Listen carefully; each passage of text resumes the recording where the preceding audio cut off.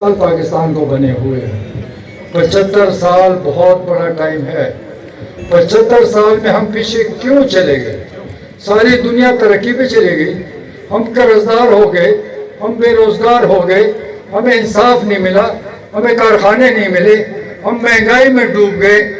तो कसूर किसका है? मैं पाकिस्तानियों को कहना चाहता हूँ कि आप सोचें, ये जो लोग 75 साल से हुक्मरान रहे हैं, ये हमारे मुजरिम हैं, आपके मुजरिम हैं। इन्होंने हिसाब देना है कि ये बताएं कि इस मुल्क को कर्जदार किसने किया, ये बताएं कि इस मुल्क को बेरोजगार किसने किया, ये बताएं कि इस मुल्क को करप्ट और गंदगी में किसने डाला, ये बताएं कि इस मुल्क में बेरोजगारी क्यों आई, इस मुल्क में इंसाफ क्यों नहीं मिला।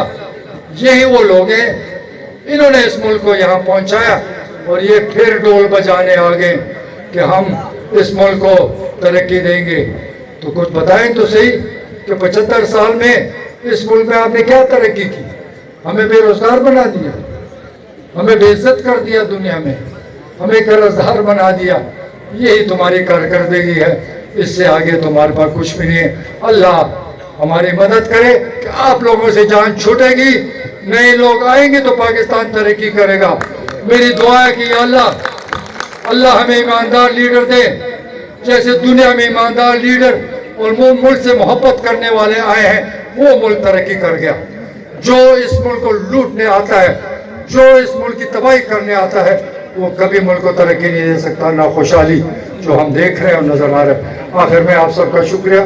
अल्लाह आप सबको इज्जत